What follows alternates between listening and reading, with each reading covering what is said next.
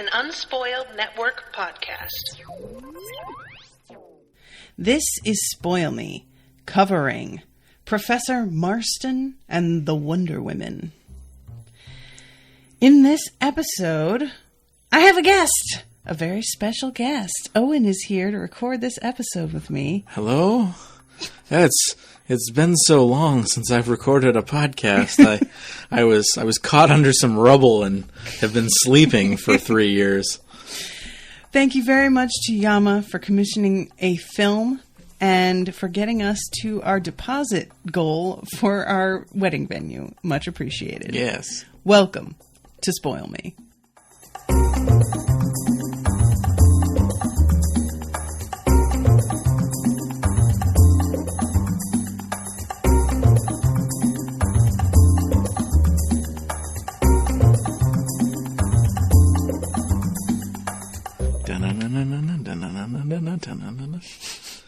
Welcome to the show, everybody. I am Natasha. And I am Owen.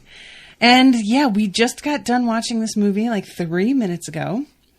And I'm very curious mostly what Owen thought, because Owen is a comic book aficionado. Right. And knows more about the actual story than I do. This movie is about the creators of Wonder Woman, except for the ones that they didn't have in this movie. Uh-oh. Yeah, I have a lot of baggage about a movie like this because, on the one hand, to start with, I personally never like biopics because there's something really gross to me. Like, movies are constructed stories. Stories change, they tweak things to make things a good story. There's something very disrespectful to me about knowing that about a movie that's actually about a real thing. Especially when that is the point of the story, is that this is the true story. So there's that. I have a lot of issues with this, just, biopic-y things that I don't like, that are things that are changed. And then there's also the fact that there's a lot of messed up things about how comic creators are credited in popular culture. Most specifically that artists are not given proper credit when that's the whole thing that makes it a comic book is the artist, and there is no artist in this. Does not even appear. They would have you believe that, it just kind of sprung, entirely from Marsten and his family. And, there's an important other part of the creative process to that. And that is just completely not addressed. Yeah. And I never like that. So I liked the first half a lot better than the second half, I guess. Okay. What did you think about this? Because you come in here with no baggage. Right. I don't know anything about the history here. It's impossible for me to judge this just as a movie because I have these, I don't even want to say that they're unfair, baggage, because I think my concerns are valid. But, what did you think of it? I liked it. I did find it a little bit, again, I'm not somebody who I'm ready to say I just don't like biopics, whatever, however you say it. But I always feel like they are constructed in such a way as to really almost deify the person that it is about. And so in my mind, they really made Mr. Marsten such a voice of reason and balance and truly caring about women and their freedoms in a way that I'm not sure I totally believe. It's really unclear because I don't know anything about him personally or the history of this, whether or not it's fair for me to have that sort of judgment. But it's extremely rare, even in our modern era, for there to be men who are able to approach things in such a balanced way. And the idea that he was doing that and that these women were wholeheartedly on board the way that they are portrayed in this movie and not sort of at the whim of him as the man in the relationship who decides things, because that is what was happening in these eras, I don't trust it. Sure. You know, so I have like a different kind of baggage from you that has also nothing to do with the movie itself. Right. It's just to do with my like interpretation of the time. And I don't know if that's fair either. Sure. So for the movie on its own, I actually really enjoyed it, and I thought it was really interesting. And certainly I had no idea about any of this with his personal life, you know. Right. But I knew when this was announced that we were going to be covering it, I was like, oh, because I knew all that shit, and I was like, how, you know, you could go in so many worse directions than they went in this, knowing, you know, his family situation. Yeah. All right, so let's start this off because, I mean, it's immediately apparent in the very first scene where he is lecturing to a group of students who he has caught his eye. Right. There is a young girl in the audience, so to speak, who is stunningly beautiful and just has this air of sort of like innocence about her. And his wife ain't no fool. And she's off to the side, like looking at him like, you fucking dope. Because she knows precisely, like, at that moment, she doesn't know that this girl has put herself forward for the, like, position of the assistant. Right. But it doesn't matter. Like, you know, she is aware of what her husband is like and who he is, which leads me to wonder what he has been like in the past, that she has this sort of reaction. And she tries to insist later that she doesn't have sexual jealousy, but that she tells the girl to stay away from her husband in the end because of professional jealousy, which doesn't make the slightest bit of sense to me. That makes sense given that they're having to work together. I mean, sure, but it doesn't feel honest. You know, and she is pretty good at lying to herself. Can you? Oh, I was looking up the actor's name. I'm not trying to ignore you. Yeah, well, then, you know, let everybody know, because it just looks like you're checking your phone on camera. No, I have notes. Well, not notes, but before we get too far into this, I did want to recommend the book that I've been reading, because that's super interesting and covers a lot of this in a lot more depth. I did not finish it. I got about a third of the way through it, maybe, and they hadn't even invented Wonder Woman yet. In fact, I'm blanking on her name. Olive? Mm-hmm. Olive hadn't even entered the picture yet. Oh, okay. So there's a lot of stuff about Marsten and Elizabeth's like early college academic career and everything, which is one of the things that bothered me the most in this, which is that this dude had invented the polygraph way before any of this shit. Which again, that's just one of those biopic things where things are, you know, condensed squashed together to make it more exciting. To make it more exciting and to, like, you know, make things all about like big eureka moments in a person's life rather than a gradual actual thing, which just makes things like you know, I feel like biopics tend to be very sincere in how they want to present the story and like distill everything into a very linear. No, not linear, but like pure kind of, you know, version of how things happen, which can just come off as super corny a lot of the times. Like, we'll get into the scene where Olive wears the Wonder Woman outfit and is given a lasso and is illuminated by light, but that is the hokiest shit. And like, I don't want to take anything away from anyone, but I can't take that seriously. Like, it's just so not. What do you think of these actors, though? I thought the actors were excellent. I thought they were all really good. Yeah. And I think that's really why this movie didn't totally like crash and burn for me. Because if they weren't as convincing and as earnest as they are with everything, right, the whole idea of this would just be so ludicrous to me. Yeah. But yeah, even the girl who plays Olive that's a hard role. Playing the ingenue, like, you know, it's just so done and so boring most of the time.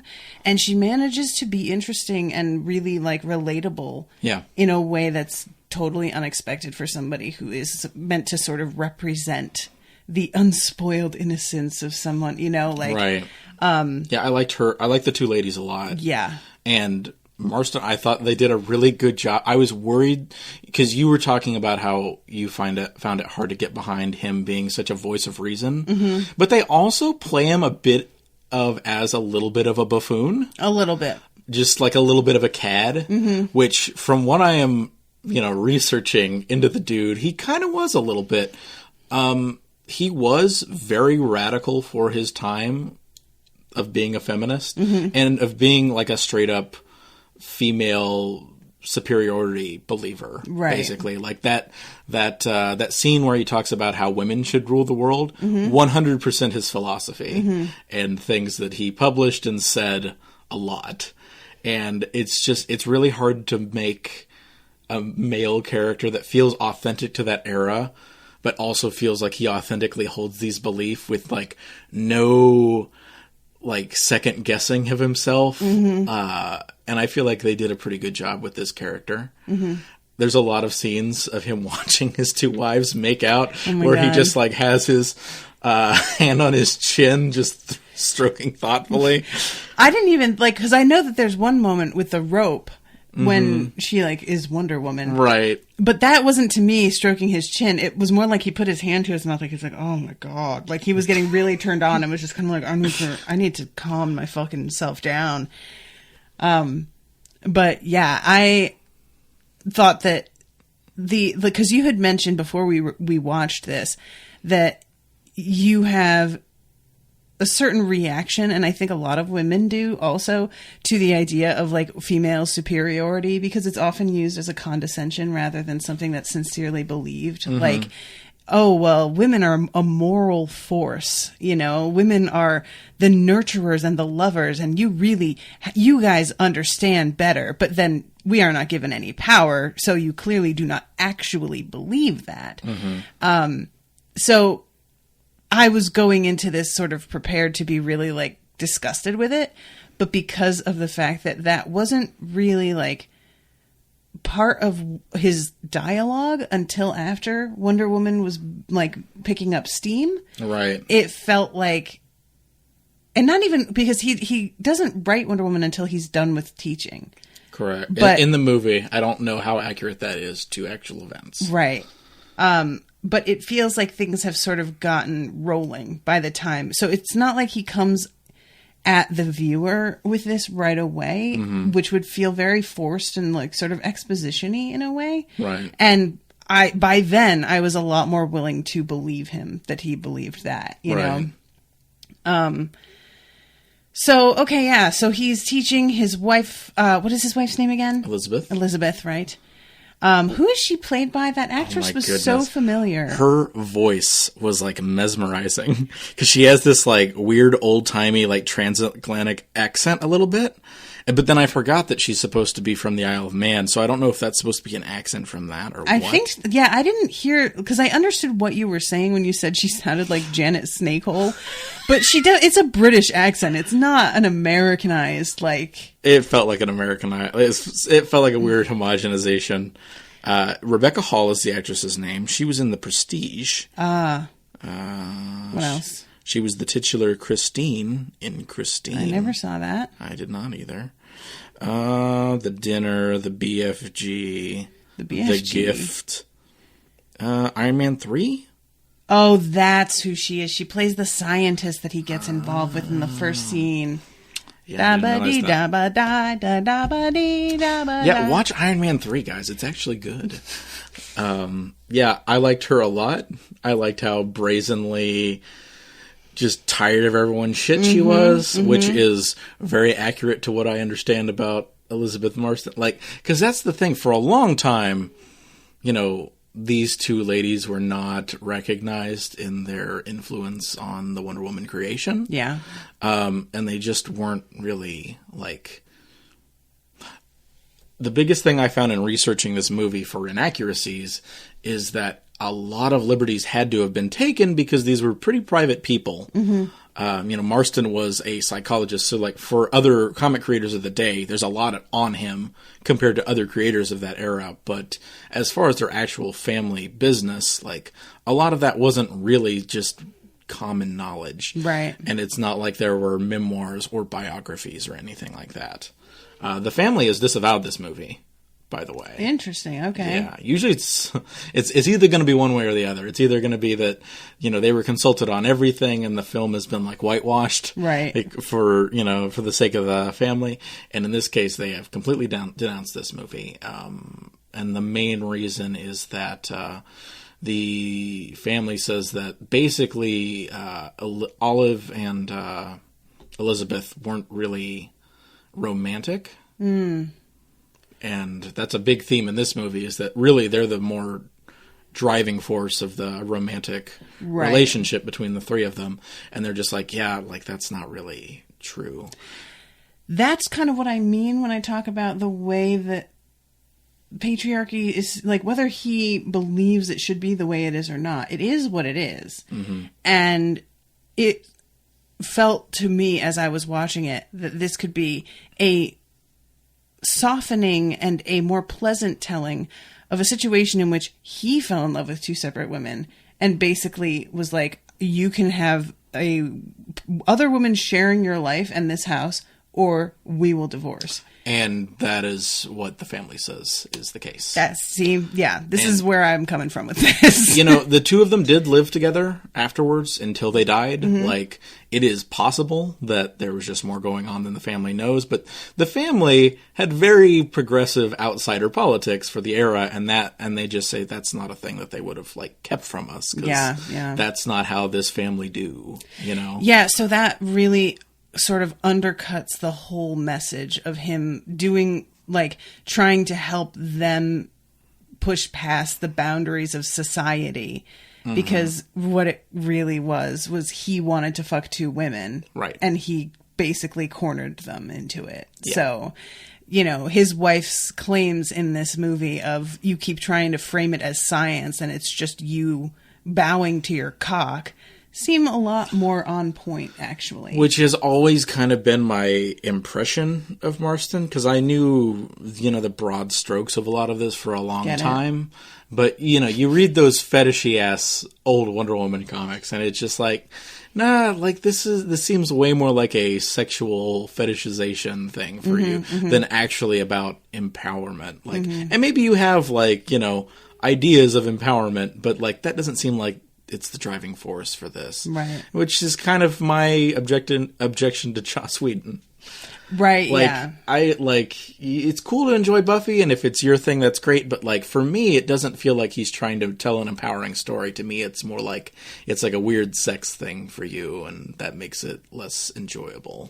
Yeah, it's the sort of thing I'm like, I think you can interpret it that way as a viewer and be right in the way that you see it. But that doesn't divorce it from him and who he is and who we found out later he was while he was filming, and, like, the way that he behaved with basically his staff, his subordinates, when you get down to it. Mm-hmm. And that's the other, like, creepy aspect of this, is that this is a student. Right. She's 22. Mm-hmm. And granted, she's not a minor. She's not even a teenager. But nevertheless, it's a very huge power imbalance and a very strange sort of situation that's, like, difficult for me to get past, because it's something that in society we really do try to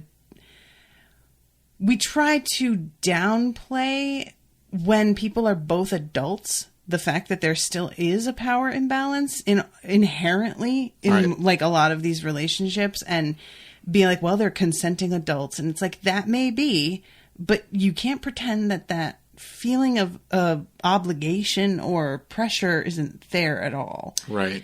And especially when, the whole premise of the opening scenes is that his wife is not going to be granted her degree, her master's degree from Harvard that she's supposed to get. Right.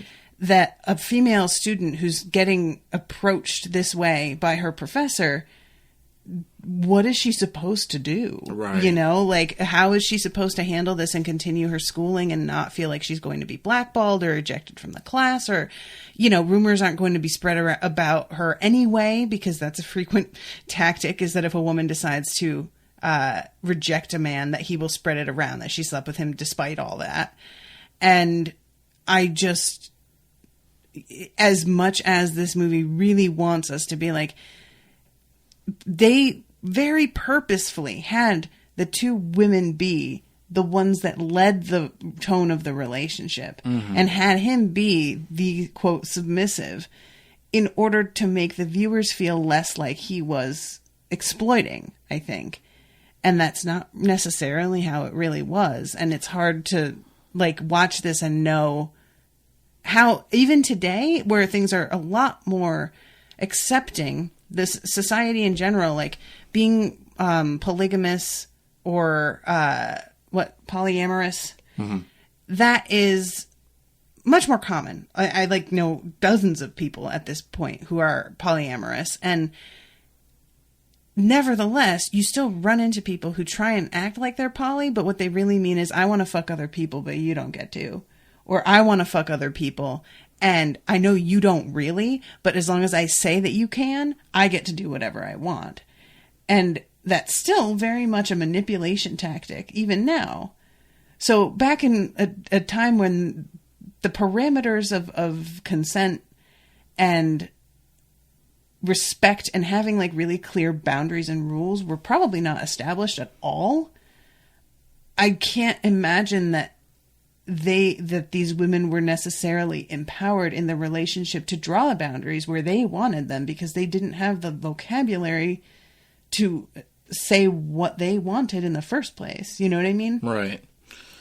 I mean, I think it is easy to read into Marsten's, philosophy and the views that he very publicly put out there, that I think you could interpret it in the way that it's presented pretty easily. But again, even the family says that it was more a case of him falling in love with Byrne after the fact, and then being like, well, here's the deal. Like, you can either leave or stay, but either way, I'm going to fuck this lady. Yeah. So, yeah. Yeah. I was like, man, I don't know, because you told me that something was going to be commissioned, that I was going to watch it. I was like, I'm going to try to really stay positive with this, because I know I've been really negative in the past about things, but I can't not be about this because it's just so fraught. Yeah. There's a lot of things I like that they did in this. I feel like this is kind of the best version of the story you could have told. I mean, it's directed by a woman, a queer woman of color. Like, that's cool. That's what I would have asked for. I don't want some dude making this movie necessarily. Some dude. I was gonna say an example, but I don't know who fucking makes biopics. Yeah, I don't really either. But yeah, it's just really hard to sit and enjoy this as a story when just. Yeah, I can't, at least, it's a thing with me in biopics. Like, there's a difference between, I mean, a lot of movies are inspired by real events, but whenever it's supposed to be the true story, and they just kind of, and the director is forthright in this, and just being like, look, there's a lot we don't know. This is my interpretation based on what little we do know. And I don't think that, if you're going to do this, I don't think this is a wholly invalid interpretation, for the most part. But it's just real hard to just... It feels like a fantasy of what we wish were the true situation, Yeah. Because it is, if you take it at the face value, coming into this not knowing anything about not only the actual story, but the likely reality of that era. If you just take it as a movie, it's honestly beautiful.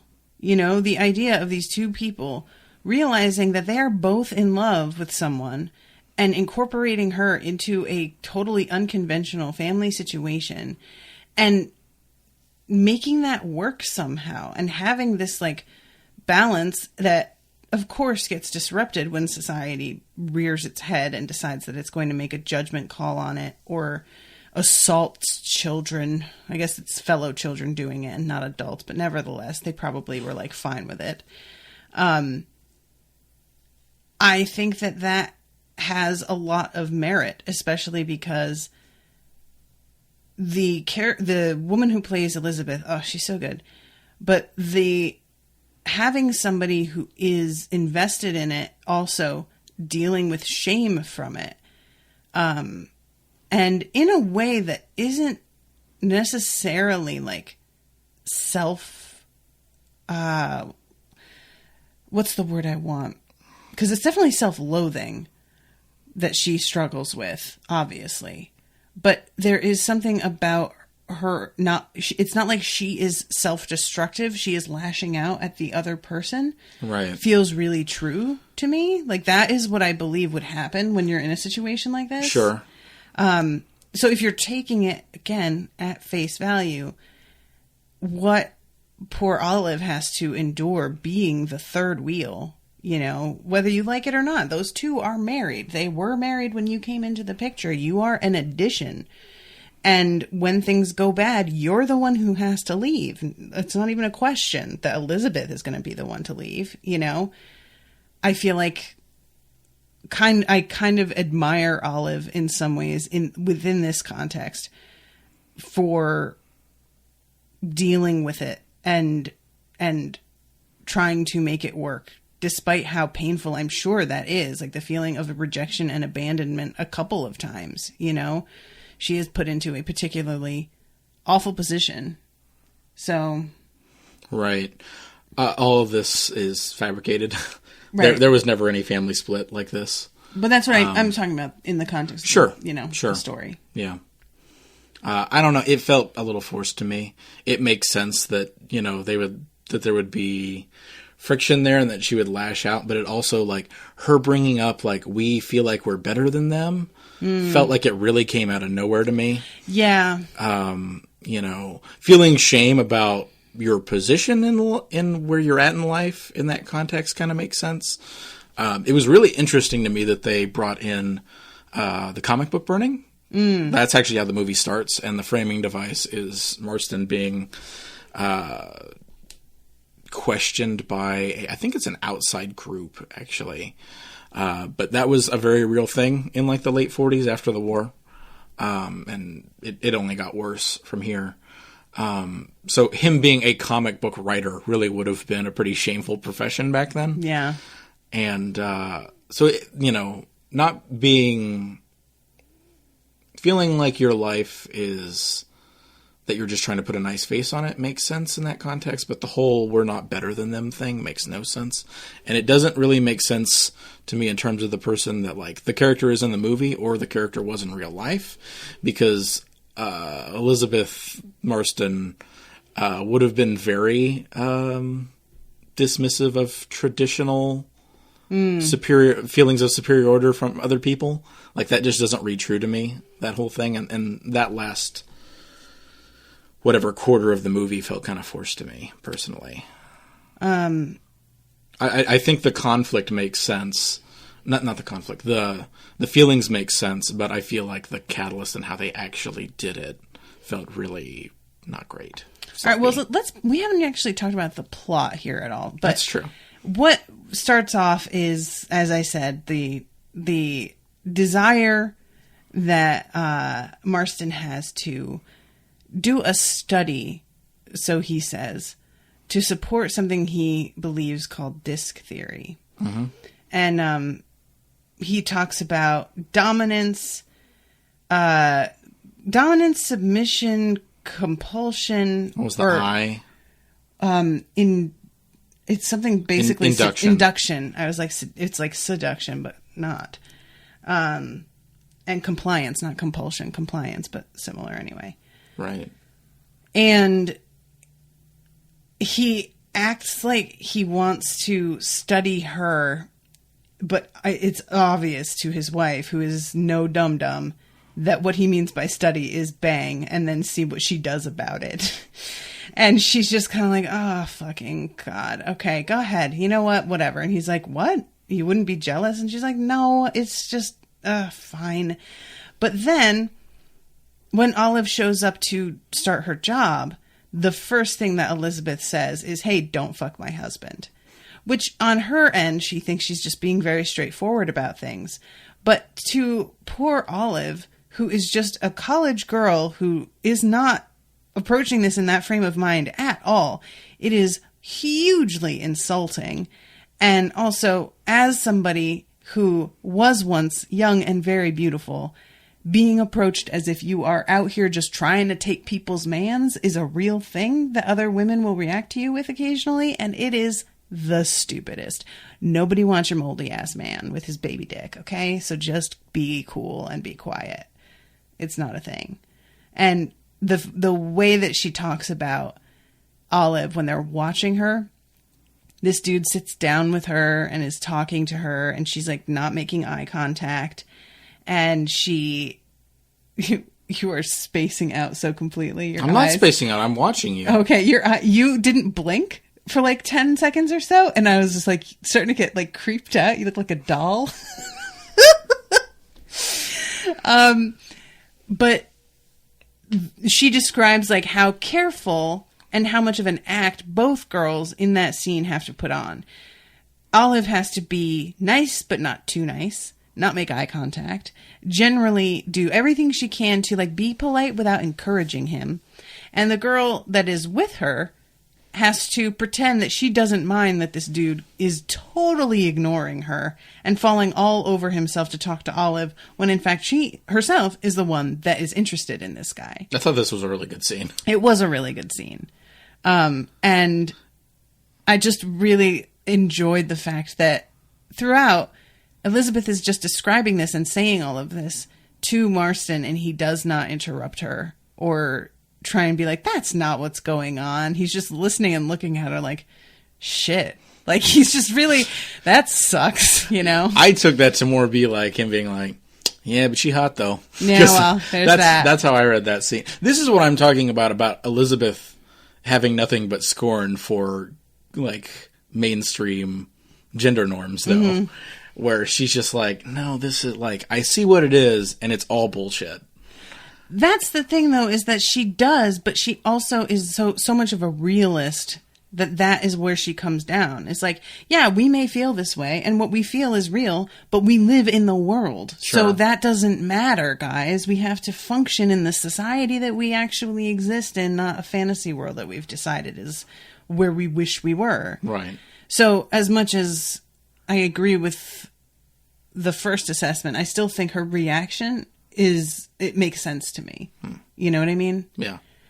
Because I get that way. You know, there are times where I'm just like, why can't we all just, and then I'm like, because people are just, they're who they are. And it's like, you want it to not be true and you push everything, and then you have to like remind yourself that even when you feel that you have surrounded yourself with better folks, you get an unpleasant shock once you like get approached by anybody outside of the bubble that you have created for yourself of being like, oh yeah, but most people don't agree with this. Most people still have a problem with this, which I have insulated myself from because it hurts and bothers me.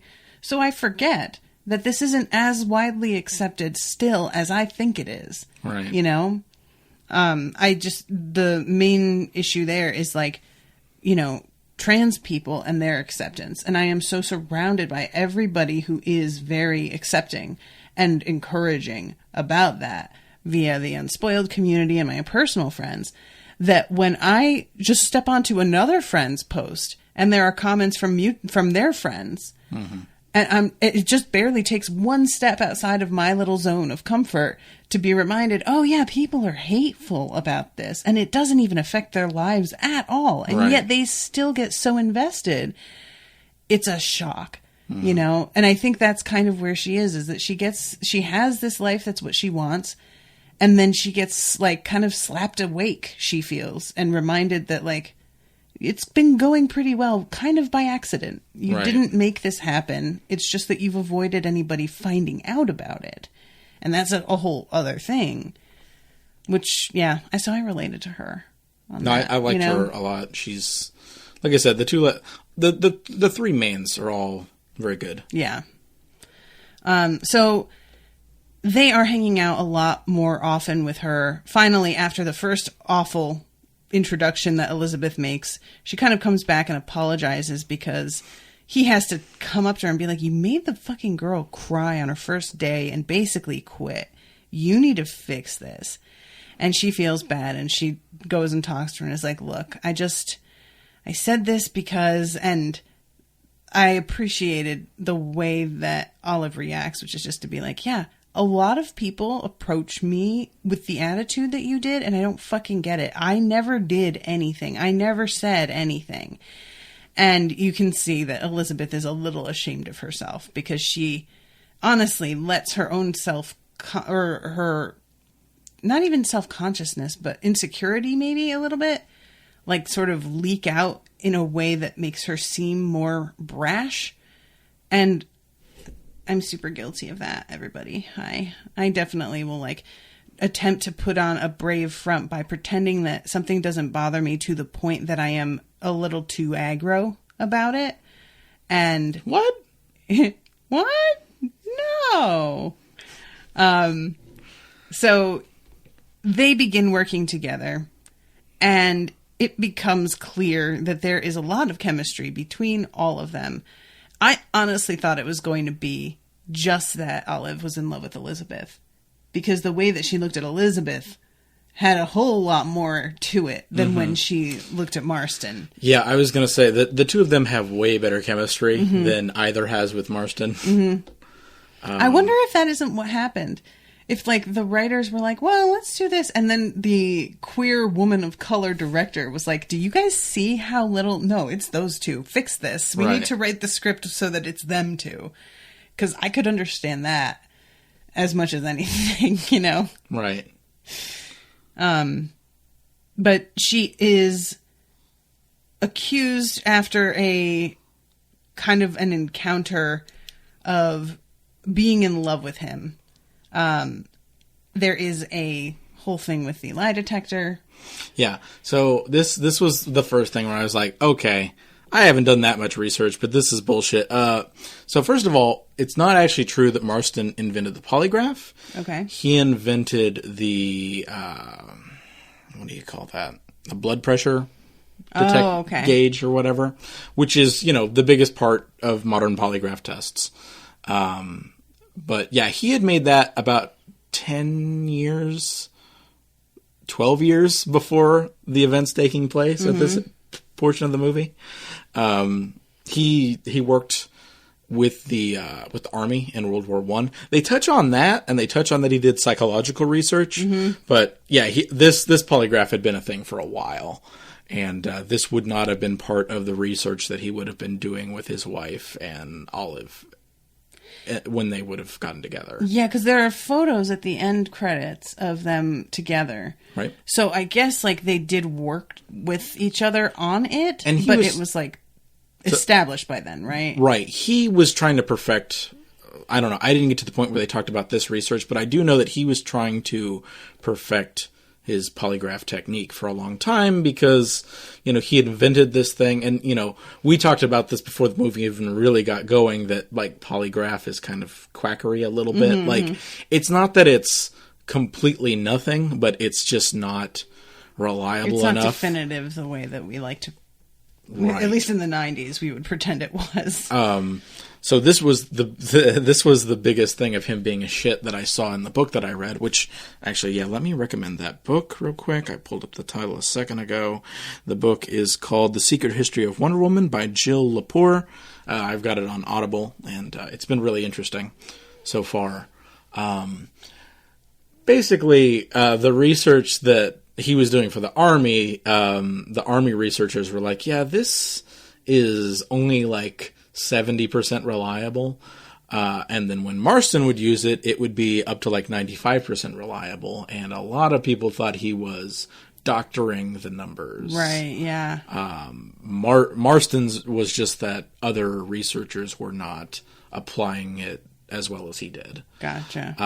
But there was a really unfortunate story about him basically saying that the polygraph didn't work on black people properly. Cool. And yeah, it was really not cool. Actually, it was just like, oh right, anytime you look into like these people that were super progressive in this one field for that time, you look a little further into it and it's like, oh, they were just progressive on that one issue. Like, I'm sure in reality, like all of these people were terrible in other fields, and it was just a bummer to read that part of the story. But I mean, it makes it more interesting, I guess, to put in the polygraph element into this movie story. I find it very hokey when they're delivering a polygraph on their love, which is a thing that happens multiple times in this love story. It is very cheesy for me. I don't know. You know what I like about it, though? Like, it is cheesy, but I feel like for the average audience member who does not, like, have a polyamorous relationship or really understand it, it is the best way for them to really believe that these people genuinely are not being, like, bullied or coerced into this and genuinely, like, are in love with both people and that it's a mutual thing. Right. I think that the movie just wants it to be seen by the audience as without a doubt true and consensual with everyone. And that is kind of why it's there. That's a good thing that it does. And also, because of the era, the unlikelihood in our minds of this being brought up in conversation in polite somehow. Conversation, yeah, right. And like everybody being on board with it right away. Having it be something that's sort of forced out via a mechanism that you can't control because it's like your secret fantasy desire. I will say I appreciate that it makes it just cut to the chase. Yeah. Yeah. So, and that results in, of course, eventually Olive saying that she is in love with both of them because she is trying to just be friends after there's a blow up and everything. Well, it starts with the wife, Elizabeth, asks Marsten if he is in love with Olive. He's like, yeah. Yeah. And at this point, she accuses Olive of being also in love with him. Olive says no, and then she kisses Elizabeth, and Elizabeth is like, what the fuck? And says, you have to get the fuck out of here. I don't want to see you again. And then about a week or so passes, and she realizes, like, I am not getting over this, and I feel really not okay about it all, and calls back in Olive to talk to her, to which Olive says, fuck you, which I thought was pretty enjoyable. There's a lot of Olive telling the two of them, fuck you. Yeah. Which I feel like there should be. And Olive, when she says, fuck you, Elizabeth's like, all right. You know what? If you really want to marry this other dude, let's just go and be friends. And this scene is hilarious because her fiance is such a, like... Square bear? You know when you watch an old Star Trek? I know you don't watch Star Trek, but there will be a scene where they go to the planet's surface and it'll be Captain Kirk and Spock and Dr. McCoy and Ensign Joe. Right, yeah. And you're like, Ooh, I wonder who's going to die. Yeah, who's not going to make it? And, her fiance, Ensign Joe, just... That's how it is for me with Game of Thrones whenever they go beyond the wall. Right. We'll only see the characters we know talking, so it seems to us they are the ones in the party and that's it. But then some random will get killed and you're like, who was that? And you don't even realize that there's other people there. Oh, it was Ensign Joe. Yeah, they didn't make him as much of a dickhead as I expected. Yeah. They, like, make him just boring instead of making him, like, hateful. Indeed, yeah. Which I feel like a lot of times... did you ever see Big Fish? Yeah, of course. What? We've never watched it together. I guess... but we've talked about it a lot. The female love interest in that movie, is it Amy Adams? Is it like a super young Amy Adams? You know, I can't remember at all. She has a fiance in that. That is kind of how I would have more expected. Right. I feel like, especially in period pieces, they love to have the, you know... if you're doing a period piece, you have to acknowledge how shitty people were back then. But movies and TV love to make it just be like, oh, well, there were some of them, but here they are. And they'll get, like, their ass kicked, and then they'll be out of the movie. And we've dealt with it. And the good people didn't think that way. When in fact, it's like, well, you know, there was like 2 good people out of an entire school. But okay. Right. Yeah, and it's so funny because, like, the chemistry is so obvious. And he's looking around at everybody like... Are you all thinking you're being subtle right now? Like, is this serious? I just saw the way that you two looked at each other, and you basically fucked right in front of me. What are you doing? And then it's like, I'm going to fight for her, and then gets up and leaves, and we never see him again until he's dumping her. Until he's dumped, right. Oh, right. Yeah, that's true. But really, he's dumped. I mean... I know he breaks up with her, but, yeah, you know. He tells her, everybody knows... you weren't even being discreet. What a cuck. Which I really want to know what that means, because we only ever see them hook up the one time. Mm-hmm. And I would have been delighted if somebody had seen that. Because the way they were fucking on stage with all of these costumes and everything would have really been a hilarious thing. And it winds up later, that is how they're caught, is they're all in fucking costume. It's very funny. But it is a really weird sort of moment that is, it's sexy at times, but it's distractingly silly also, that first scene, you know? Yeah, I do love how weird there's we didn't talk about the scene where they sneak into that sorority party. Oh, right. And we don't really need to. Apparently that's in the movie because it was a real thing. What, that he saw it? At least that Olive kind of introduced them to that thing. Okay. And that was an influence. I mean, there's a lot of fucking spankings in old Wonder Woman comics. I tried to read some of those, by the way, for this. They are honestly above average for the era, because I've read a few Golden Age comics. But they're still hard to get through. They're very slow and have lots of words and awkward action. But yeah, that was apparently a real thing that she like introduced them to, and is probably a big influence on all the spankings in old Wonder Woman comics. Okay. But it was a very awkward scene that I didn't like.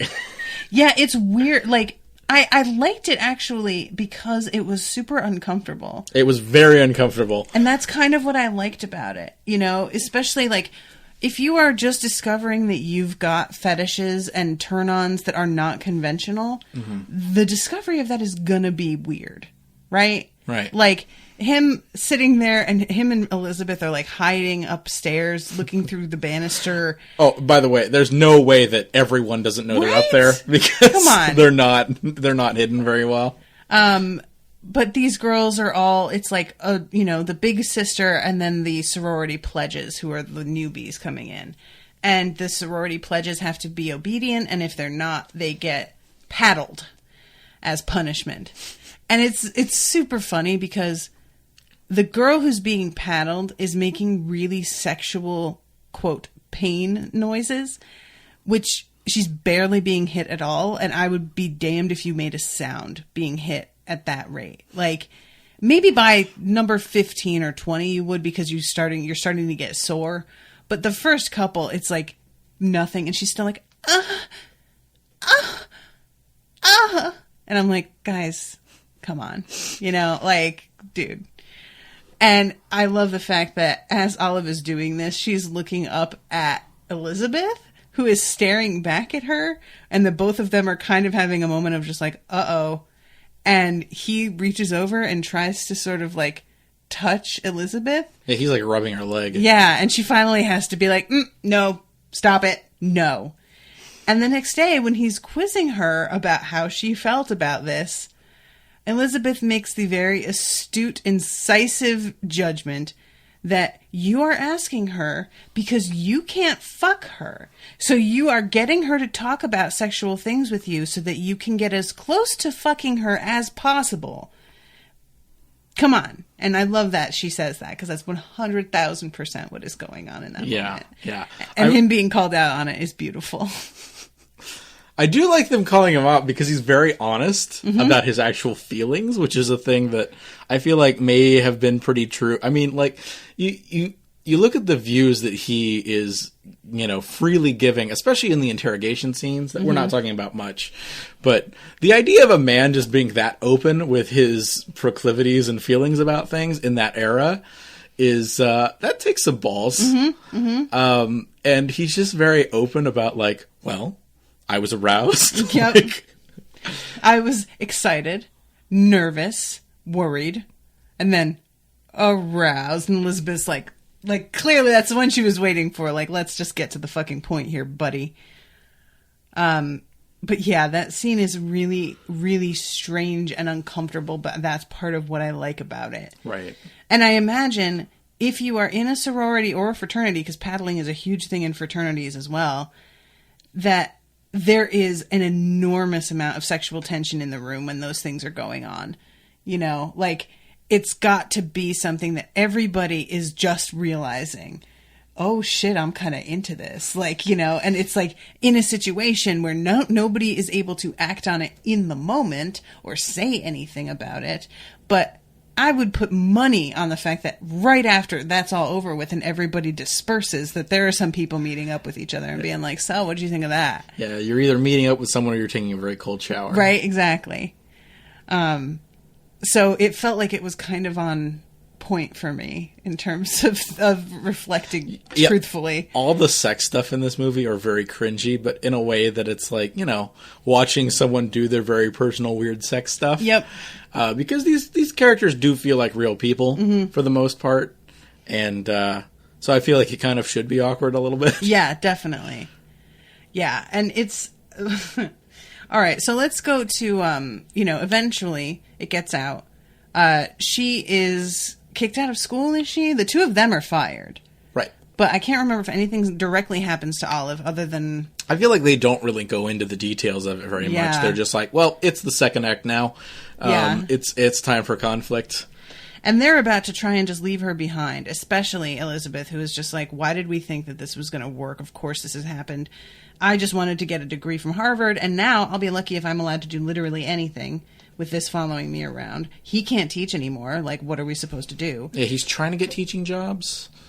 Like, we see him do an interview. Right. But they're like, well... But before that, when she's in the middle of saying this, she starts to walk away, and this is when Olive's like, I'm pregnant. Yep. And they're like, oh, that's changing everything. I thought this was another inaccuracy, because I thought that Elizabeth had a child first, but apparently that's not the case. Ah, okay. Yeah, so she, they wind up making up a story, which is just that they took her in, that she was, like, married to, like, Elizabeth's brother or something. Is that what they say? I think they just said some guy, but he died, and so they took her in. And which I think was maybe the real life excuse for a while. Yeah. And it's looked like everybody is sort of like, huh, but they seem to accept that story. Mm-hmm. And I really did like the scene where Elizabeth is holding the baby.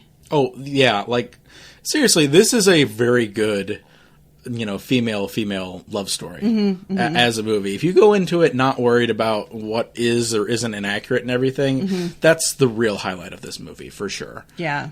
There's the scene where Elizabeth says that she's going to name the new baby, if it's a daughter, after Olive, and that's just the sweetest scene in the whole fucking movie. And Olive starts crying, and she starts laughing at her. It's like, don't cry. Oh, Elizabeth.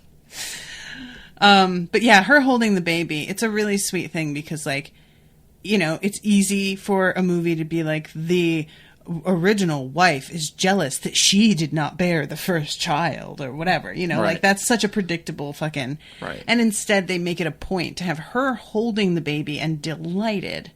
And, Marsten's just sort of sitting off to the background, like beaming because it's his first baby. And he's just like, nah. There is a great picture I'll need to find you of them as a family, as a great big family. And it is very cute.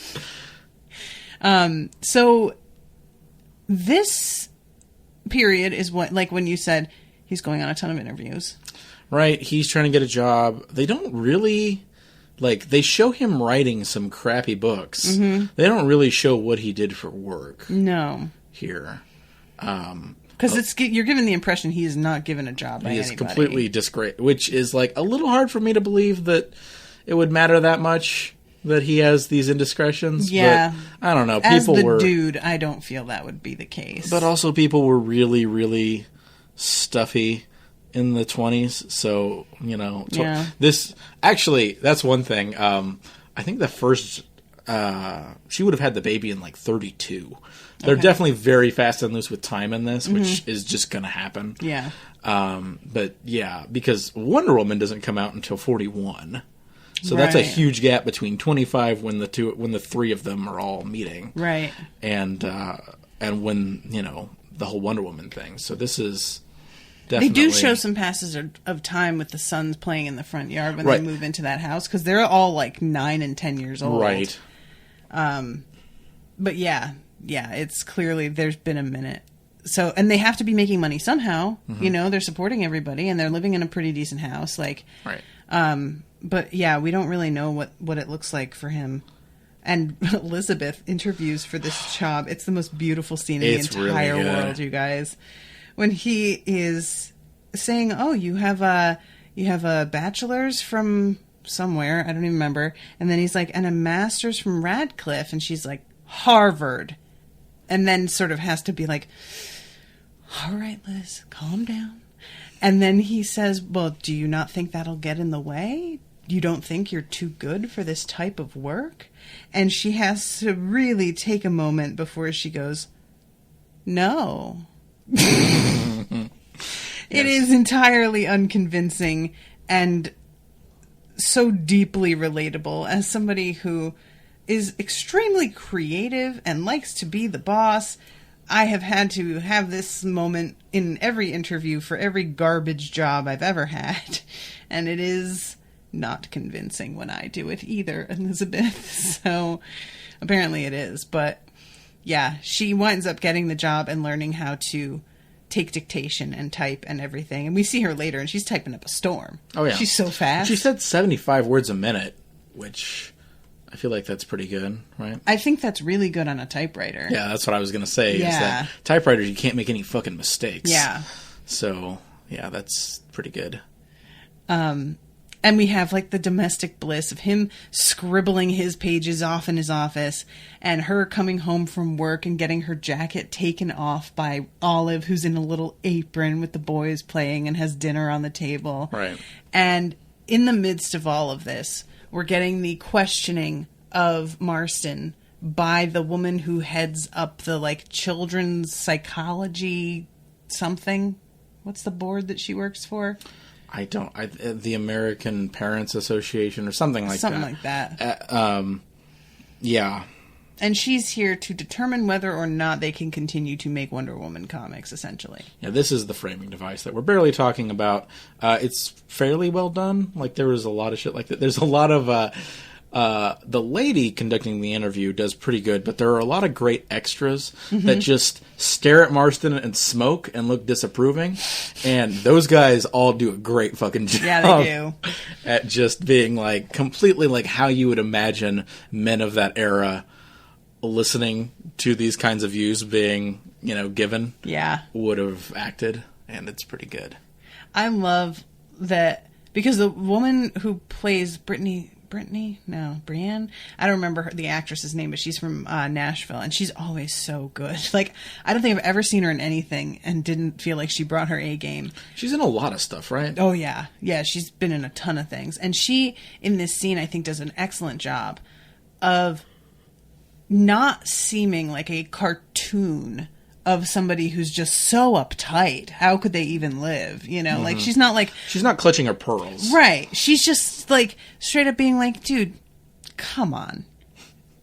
Give me a break. You think I'm going to buy that this isn't straight up bondage? And then at one point... I love that Marsten, though, is just like, yes, of course, it has to be. Right. He doesn't argue that that's what it is. He's just like, I don't really get the problem, though. It's fine. Right. And then at one point when he's talking about women being empowered, and she's like, what's empowering about a woman in a bathing suit? And I was like, you're not wrong on that, lady. That's fair. Like, this is what you were talking about earlier with, it's that, quote, empowerment that so many of us women are trying to get away from in terms of writing, where they are sexy, they can kick ass, and are also super hot, and great tits, and their ass is hanging out of their outfit, and whatever. And there is nothing, like, I don't disagree that you can be a badass and be hot as fuck, but that's all that we ever get as women. Especially when it comes to male writers. That's what they understand, is that, well, she looks great, but she's also not to be fucked with unless... And it's like, okay. And that's part of, like, you know, the modern empowered woman is a flawed woman. A woman that is able to be like a full-on human being who fucks up and does shitty things and is still somebody that you root for despite that. Jessica Jones.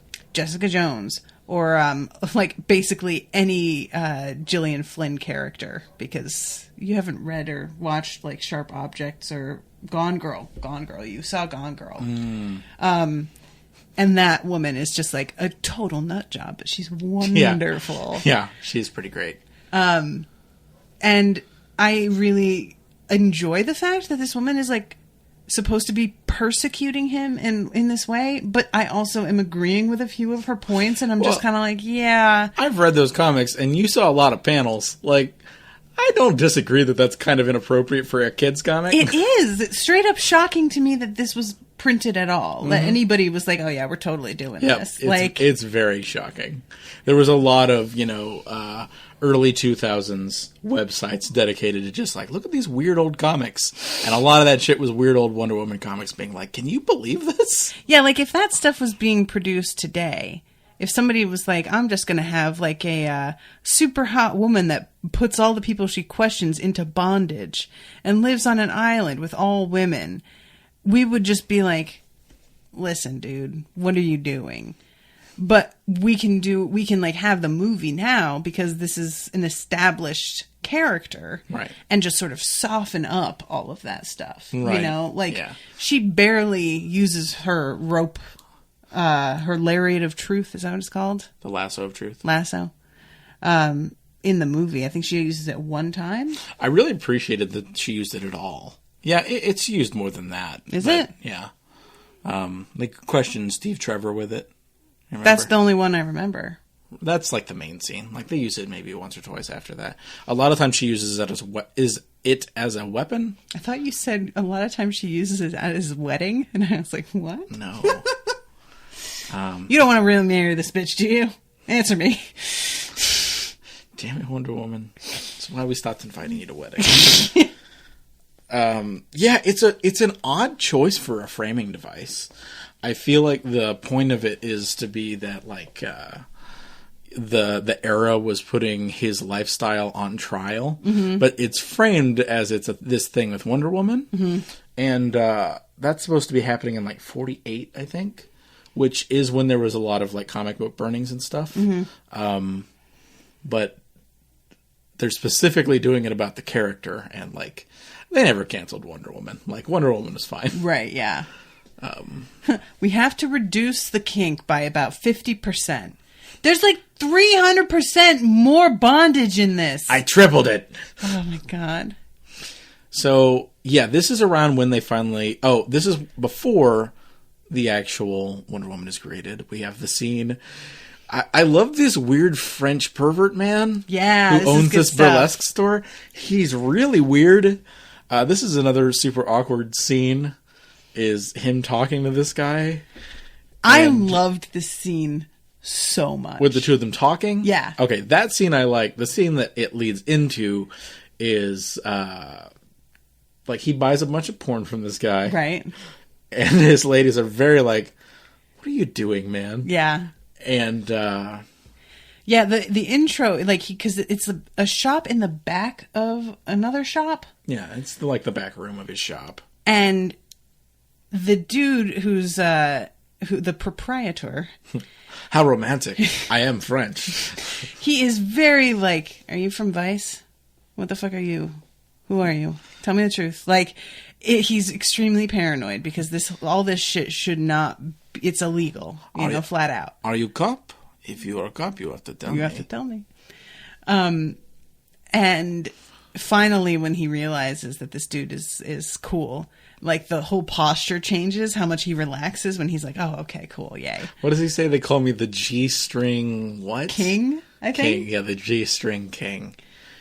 It gives him all this old-timey porn, which old-timey porn is the most funny thing in the world. Oh, man, it's so funny. It's very, very tame stuff. I came across a porn comic at my abuela's house. It was all in Spanish. Oh my god. And that was the weirdest thing. And I don't know if it was hers because she had a couple of her sons living with her at the time too, but it was like in an area that it felt like it was hers, and I was just like, okay. And I was obsessed with it because it was like there was really weird random shit. There wasn't anything that was just like here are people having sex. It was like always some weird joke. And I could just about understand some of the jokes because I had just enough Spanish to like parse it. And you didn't really need it a lot of the times. It was just a visual joke. Right. Well, like there was one with this woman who's like just clearly is sick and tired of her husband not fucking her. So she makes a cutout of a TV set that has a hole in the middle and then gets naked and stands with it in front of her. So in front of the football game that he's watching, the soccer game. And is just like dancing around, like trying to get his attention, like she's on the television. And that's the one that I remember the best, was just her just being like, hello. And I remember at the time, all of the 90s stand-up was just like, wives, they don't want to fuck, am I right? So this comic that was like, this woman's sick of her husband not fucking her. I was like, that's not real. Guess what, friends? It is real. But it was just like such a weird, the whole thing is super duper cartoony. Right. You know? And I just, once I saw this, it reminded me so much of that because it was all newsprint.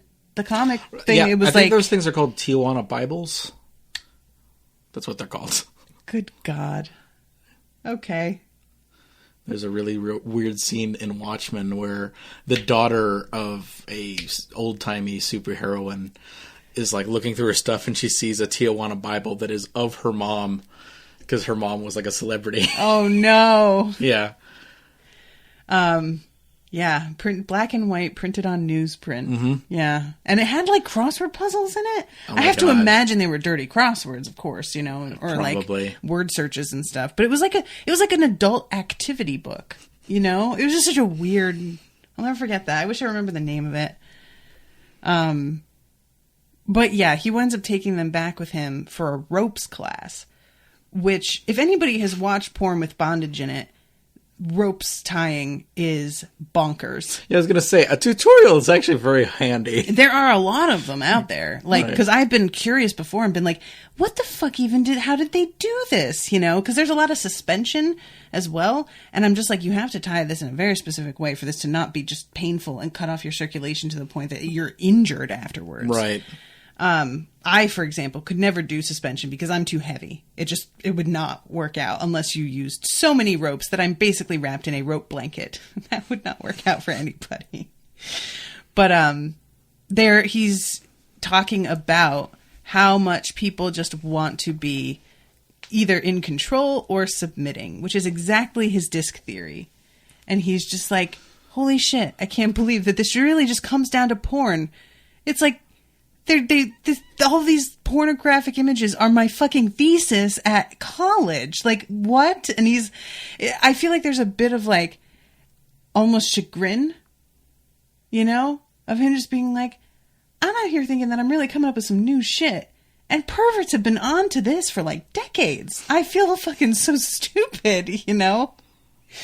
But this is the scene that you were talking about with the Wonder Woman reveal. This is really just like, there's always that scene in every fucking biopic based on a true story movie where like I saw the Queen one, and in the Queen there's this really cringy scene where they're coming up with "We Will Rock You," and they're like, wait, what if? And then they start like stomping and clapping, and you're just like, oh my God, this is so on the nose, and definitely is like not how it happened, right? And is so corny. And yeah, so the G-string king is like, okay, anyone else want to try out the ropes? And Marsten's just like, and he just like leads Olive up there and is like tying her. I love the way it's because he looks over at Elizabeth and she gives him this withering like, don't even fucking think about it. So he just turns and like grabs Olive and it's like, I know you're down. Like. And Elizabeth like storms off and isn't having it and is like disgusted that Olive is like cool with this. Mm-hmm. And like the two of them are like fighting in the front room and have a very, very like the most basic talk about like consent mm-hmm. and shit. And then they go back into the room and Olive has just put on this outfit. Mm-hmm. I don't know why she put on the outfit. Because it's a burlesque outfit. Yeah, but like, why did she put it on? Like, her people are out there arguing. She's like, You got any, like, sexy outfits I could put on while they're arguing? Like, I think I think what we're supposed to think is that Elizabeth says to her, "Don't let him do this to you." Mm-hmm. And understandably, I mean, her whole life she's been railing against men trying to control women, and she's watching a dude start to tie up the woman that she's super into, and she's just like, really? And don't get me wrong, there is a lot of, like, especially waving as somebody who is into bondage and who is also wildly feminist, you run up against some, like, questionable shit. Like, it's just out there, and you kind of have to decide, am I cool with this, or do I have too much baggage to, like, enjoy this? And she's obviously in a place at that moment where she's like, my baggage is too much. I can't watch this and, like, believe that this is enjoyable for you. right. And I think what Olive is doing is being like, no, I'm into this. Right. You know, like, I'm going to go and have some fun alone, and he doesn't even have to be here, and I'm still going to do it. I don't feel like they do a great job as portraying Olive as being into this, as more than just being, like, consenting to it. I disagree, but I can understand why you feel that way, because she does it really subtly. Yeah, maybe. I think that she's always a little bit afraid and super nervous. Right. So her face, it's easy to read her as, like, almost being expressionless, because she's so unsure of how everyone is going to react and whether or not what she's doing is even, like allowed. Right. You know what I mean? Mm-hmm. That when she comes back out and she's wearing it, she's sort of, like, so desperate to be told whether this is okay or not. It's so weird. She puts on the outfit, and it's like a, you know, generic Wonder Woman outfit. Mm-hmm. Like, it's, like, off-brand. Yeah. Like, if you were watching a porno and they were worried about getting sued by Warner Brothers. Or if you were trying to find a Wonder Woman costume at Spirit. No, at Spirit, they would just have a Wonder Woman costume. If it was off-brand. Have you seen the, like, one that's called Midweek Cutie for Wednesday Addams? Oh, my God. Yeah. Yeah, I guess I have seen those. Yeah, it's not that Spirit of Halloween can't sell a Wonder Woman costume. It's that it's this other brand that is trying to sell their own version without a license. Yeah, so she's got, like, sort of a tiara type thing in her hair, and he just, like, hands her the rope, which is weird because, like, it's not like oh yeah, I'm the sub, I'm just going to stand here with this rope. Like, it's just really weirdly framed and is very.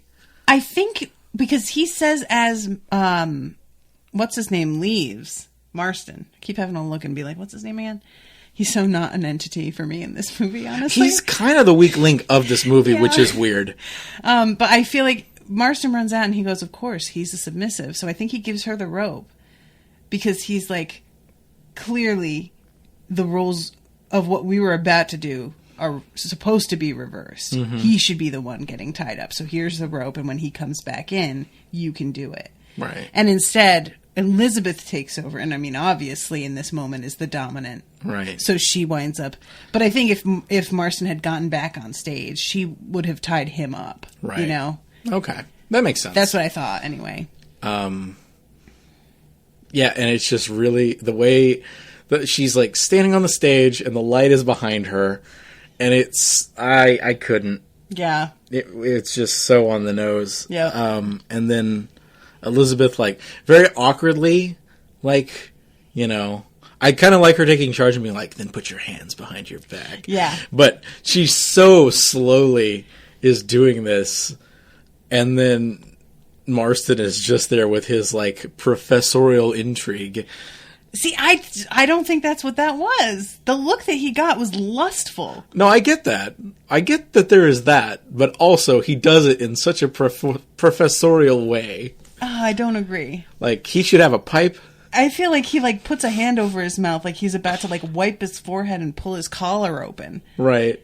I don't feel like that was professorial at all. All I know is that is how I want to look when I'm ogling. From now on, is just be like, yes. Fascinating. Yes, tweed. Oh, God. I just, like... Have you seen that website that makes little outfits for penises? I just pictured, like, a little professor outfit for a penis. Little that sounds awful. Leather elbow patches. You've seen that, right? No. Oh, my God. I gotta find it. I'll show you. That's terrible. It's really funny. But, yeah, so I actually liked the scene where she like wraps her up in the rope because of the way the camera like lingers on it, like crossing under her bust and then going across her chest, and it's like never like on her tits, and her tits aren't like yanked around or anything, but there's a sort of like restraint, pun intended, to the way that this is done. And then Elizabeth like getting up right behind her next to her neck and just being like, is this what you wanted? And her just being like, yeah. I was just like, yeah, all right, girl. I feel you. So yeah, it's super goofy with the Wonder Woman thing. Right. But the bondage part, I was like, I like this. Okay. I liked Elizabeth doing it and being like, I don't know about this. And then the more that she does it, and like at one point she like yanks on it, she's sort of like, all right, maybe I get it after all. So this leads to apparently like when they all have sex, it's just like playtime. They have like a trunk of costumes. Their sex scenes are so funny. But, you know, that's a thing that people are into. Yep. They seem to be having a good time. I wish that I could get into that a little bit more, but I can't get past how silly it is. Oh, yeah. And, like, get into it. But I wish I could. I just overthink it too much. Oh, no, I totally agree. Yeah. Like, I can't have that much fun. I can't not be self-conscious. And they are not self-conscious. They aren't, you know? That's the thing about Marsten. That's the word I was really looking for. Marsten is never self-conscious. No. For a second in this movie. Yeah. And that is, I think, the thing that you have to take away from him as an actual historical person. And I think they really nailed that. And, yeah, it's a hard tightrope to walk without making him seem like too much of a creep that you would never like. Right. And I think they do a pretty good job at just making him, he's just this kind of weirdo who has no apologies for how he frames things. So yeah, he comes, the scene where he's explaining to them what Wonder Woman is that hilarious. Is obviously my favorite scene in the movie, of them being like, so there's an island full of nothing but women. Yes. Paradise Island. I love when he says it like, don't forget it's called Paradise. Paradise Island. Feminist utopia. And a man crashes on the island. The spy, Steve Trevor.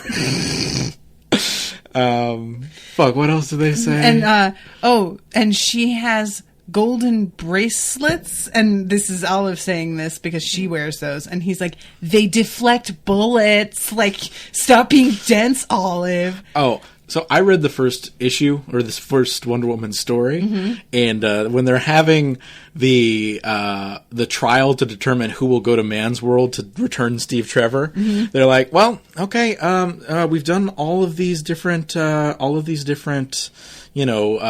challenges. You two are tied. We will, I guess, decide who goes by a game of bracelets and bullets. And they're just like, okay, you take this gun, you take this gun. They just have pistols. Oh. Yeah, like in the original Wonder Woman comics, like the Amazons have technology. They're like, yeah, our planes are way better than Man's Worlds. Like, and they just like start shooting pistols at at one another, and they're like blocking the bullets. I'm real mad that that's not in the movies. They should have done that. Yeah. Yeah, because then you just kind of wind up with people who are like real good at hand-to-hand combat, but completely unprepared for assault rifles and stuff. It's an interesting thing to do for, these people from outside of, the mainstream world, being like, all this technology is weird. I don't know what to do about this. Right. But yeah, like I was saying, I fucking wish he had that invisible plane. It's like so goofy that I'm not surprised that they didn't do it, but it's also rad as fuck. And she has a bunch of sorority sisters with pillow fights helping her to solve crimes, and they fly around in an invisible plane. And everyone fights Nazis. Oh my god. And he's just like, yeah! I love, both of them like are staring at him, and Olive is the better natured, so she's like really like, oh, this is kind of cute. But Elizabeth is the one that's like, sweetie, honey, sweetheart, angel, no. And then, we love you so much, but this is trash. Yeah, she's like, no one will buy this, and it smash cuts. And I wish the building just said DC Comics with like a giant logo, like the modern DC Comics logo. Also, this is not true. He already worked there.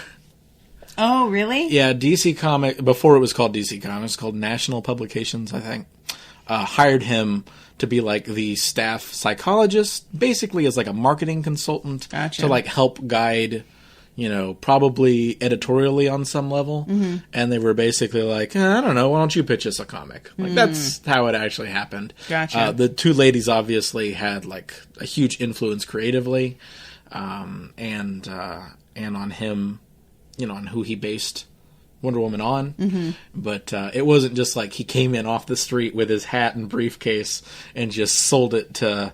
also, this guy is like a real guy. The boss guy. Oh, that actor I love so much. What is his name? MC Gaines is the name of the character. It's Oliver Platt. And Oliver Platt. He is in everything. Oh my god, he's in so much. And he's always great. He's always... Yeah. Just super, I was going to say schmucky, but that's not really a word. That works. Yeah. Yeah. And yeah, he's like really kind of having the same, well, not even the same reaction. He's just more like, dude, female comic heroes just don't work. Like, people don't buy them. They flop. And he's like, this is different. It's not just a gimmick. It's not like she just turns invisible or she just whatever. And the original title was Suprema, the Wonder Woman. Right. And he's like, just call her Wonder Woman. What are you doing? And he's like, no. Yeah. Yeah, the only thing is better. The only thing missing from this character is he should be chomping on an enormous cigar. Mm-hmm, mm-hmm. That's really... I love his portrait of Superman that he has above his desk, because that is actual comic art, or an actual illustration, I think, from that era. Yeah, cool. I've seen that before. I think this guy was in real life a piece of shit. He's one of the many people who like screwed over creators of the era. Gotcha. Because a lot of those people were. But and I'm not sure if it's true. No, that's right. It was. Never mind. What? I was going to say that a lot of DC heroes weren't originally from the same company. They kind of acquired, kind of like Disney does now, but a lot earlier on. Mm-hmm. But no, she actually was DC because her first story appears in she's like a backup in a like Flash, Green Lantern, gotcha, crossover story type thing. Yeah, I think about like what you talk about with comics and comic creators getting screwed over and whatnot, and then like the music industry as well, just being notoriously exploitative and like getting people to sign away everything. Right. And I think about the parallels now with like artists online posting their work and then being like completely ripped off by enormous companies who make t-shirts out of their work, and they just happen to find out that their work is being used to profit, like Target or Redbubble or somewhere, you know?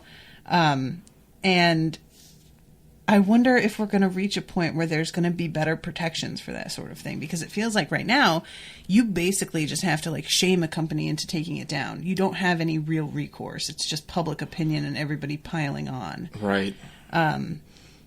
Because, yeah, there's just a lot. It's a brave new world with technology and accessibility, and there are so many outlets that you can't keep track of everything that's making things, you know? Right. So. Well, back then, it was so much of a case of these people just never could have possibly imagined that these would take off. Stories would take off and become such American icons. Yeah. You know, like even Marsten, who I feel like was very forward thinking in what he wanted Wonder Woman to represent to kids of the era and stuff. I don't think he could have imagined like, you know, a multi-million-dollar movie and shit like happening, because this is like 80 years ago now. Yeah. It's crazy. Makes me think of like, do you think someday there's going to be a whole movie based on like a meme? They made a fucking Slender Man movie. Yes. I thought Slender Man like became a meme after the movie. No. Oh no. No. I never really all. like looked into the whole Slender Man thing. Yeah. But yeah, like I you know, the you know the guy in the Blinking Man gif? Right. He recently raised like $30,000 for MS research. Nice. Because he was and that video that he did that in is like 7 years old. Yeah. For some reason got like picked up and made into a meme like so much later after the fact. Yeah, he looks totally different now. Right, totally. From how he looks in that image. But I love the fact that he was able to leverage something like being memeified into all of this money for this really good cause. Mm-hmm. And it just makes me think about like, because you can tell like we're heading in the direction of basically going back to like pictograms. We've gone so as far as we can with the written word, and we are regressing back into photos that we are basically creating an entire new language for, you know, like the talk that people use for like pet pictures, right? Or just like the shorthand. Like there was the meme of the couple from Gone with the Wind. And it says at the bottom, it just says TBH IDEK TTYL or something like that at the bottom. And, you know, frankly, my dear, I don't give a damn at the bottom. To be honest, I don't even care. You know, talk to you later. And somebody pointed out, like, that looks like a legit other language. We all know what it means. We have, you know, come up in this era where we know. But you look at that and it's just nothing. There was actually a really good, because Wonder Woman is like kind of probably the fourth, like earliest comic character that is still huge. Like Superman's like 38, Batman's 39, Shazam, Captain Marvel was 40, and then Wonder Woman predates Captain America by like a month. Oh, okay. In 1941. And there actually is a really good Shazam story from that era that is about these people come from the future, and they don't use vowels anymore because it takes too long. So they just talk in consonants. And, how does that even sound? No, he goes to the future. That's what it is. And in the future, they don't use those. And so he can't say Shazam. He has to say Shazam. And so he doesn't have the agility of Mercury or the whatever. And yeah, it's very forward thinking, these old comic books sometimes. Like goobers. So yeah, in the end, they have the blow up with their neighbor who walks into their bedroom for some reason. Yeah, that's bullshit. It's just insane to me that anybody would ever do this. Like, come on. Yeah, this is what I'm talking about. This whole third act conflict is very forced to me. They're having the time of their lives, having awesome, weird costume sex, and this. You okay? Fuck, sorry. You got overexcited. Basically cosplaying like Wonder Woman panels because he's like dressed up like a robber, or whatever the fuck. But then, this straight woman just shows up and ruins everything. Their kid, and it's just very forced and very quick. Yeah, it just feels real sloppy. And yeah, it causes Elizabeth to like insult Olive for I don't even know what you are. Yeah. You have to leave, which is just so cruel. How about the person who's raising your kids? Right. And all the other kids. Like, what the fuck are you talking about? Like, yeah. I understand. The idea of them dealing with Elizabeth having self-loathing issues and stuff makes sense, but the way they handle it is really sloppy. Yeah. And then Marsten gets sick, which is true. He had cancer and died, It's still, like, only that would be 8 years after Wonder Woman was created, which is pretty sad. But they get back together, and all is well. The scene where they plead with Olive is also kind of felt like they were laying it on a little thick. Yeah, definitely. I mean, it's supposed to be the moment where Elizabeth just comes to terms with what she really, really wants and leaves behind the judgment, and I get that, but. Again, the fact that he had to be the one that's like orchestrating it and forcing her to like, it's really, it's a little bit much. It's fine. Yeah. But like, so it was fun to watch. Like I had fun watching it, but I couldn't help but think the whole time, I bet this wasn't like this though. Mm-hmm. It's more like how it was than you would maybe think. Mm-hmm. But yeah, probably, again, the director's stance on it is, look, there's a lot we don't know. They were pretty private people. This is just kind of my interpretation of it. And that's valid. Yeah. She told the story that she wanted to tell. She wanted to focus on the ladies. I think that made it a lot more interesting of a movie. For sure. But yeah, it's even the biopic on the banner, problem. if you look at the banner for it, he's off to the side. He's not even in the middle, which I really like. Right. His name is in the title, and they're just the Wonder Women. But I like that it's framed as in such a way that it's not like they seem to be acknowledging he's not really like the focus of the movie, like as much as we're talking about him. Though. Right. Well, they also want to sell that this movie is about Wonder Woman, and so they put the woman wearing the not Wonder Woman costume, front and center. Then that makes sense. All right. Well, I think that's about it. Thank you. Hopefully this wasn't a bummer. Yeah, I don't think, Yama said, I just really want to know what you think about it. And I think probably Yama probably has some hang-ups also. Right. And is just wondering if if we have the same hang-ups, or I don't know what kind of background Yama has in terms of comic history, and if she knows the true story behind I don't know anything about that. So, Yama, hopefully you enjoyed this. Thank you very much for the commission. Really, really appreciate that. And appreciate again that you were able to get us to the point where we could put down a deposit on the venue that we wanted for our wedding with your commission. Yeah. Super appreciated. What great timing. It was fun to do this. Yeah, it was fun. So thank you guys again all so much for listening, and we will see you. I will see you anyway. Owen might see you eventually. We will see you eventually with something. There's going to be a thing that we do together. November-ish, December-ish. Yeah, have you I haven't yet, but we stay haven't tuned. completely. Yeah, we need to iron out some details. We'll figure it out. All right, guys. Till the next time. Toodaloo, motherfuckers. Bye.